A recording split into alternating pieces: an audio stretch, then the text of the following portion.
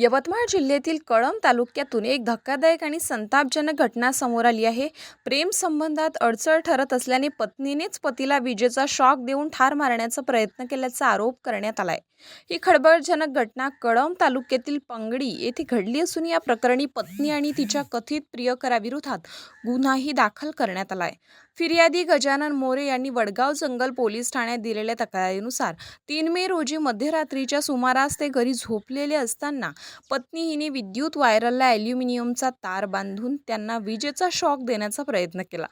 पोलिसांच्या प्राथमिक तपासानुसार पत्नीचे विष्णू आत्राम नावाच्या व्यक्तीसोबत कथित अनैतिक संबंध होते आणि त्याच कारणातून हा कट रचल्याचा आरोपही करण्यात येतोय। प्रेम संबंधात पती अडसर ठरत असल्याने प्रियकराच्या सांगण्यावरूनच हा जीवघेणा प्रयत्न करण्यात आल्याची माहिती समोर आली आहे। या प्रकरणी फिर्यादीची पत्नी आणि कथित प्रियकर विष्णू आत्राम यांच्या विरोधात BNS कलम 109 आणि 61 अंतर्गत गुन्हाही दाखल करण्यात आलाय। दरम्यान दोन्ही आरोपींना अटक करण्यात आली असून वडगाव जंगल पोलीस पुढील तपास आता करत आहे।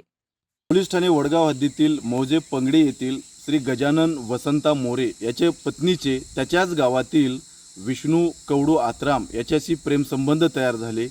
प्रेमसंबंधामध्ये फिर्यादीचा अडथळा नको म्हणून फिर्यादीची पत्नी आणि तिचा प्रियकर यांनी फिर्यादीला मारण्याचा कट रचला आणि फिर्यादी झोपेत असताना इलेक्ट्रिक वायरने त्याला शॉक देऊन जीवे मारण्याचा प्रयत्न केल्याची तक्रार आमच्याकडे प्राप्त झाली। आम्ही पूर्वनियोजित कट आणि खुनाचा प्रयत्न या सदराखाली गुन्हा दाखल केला।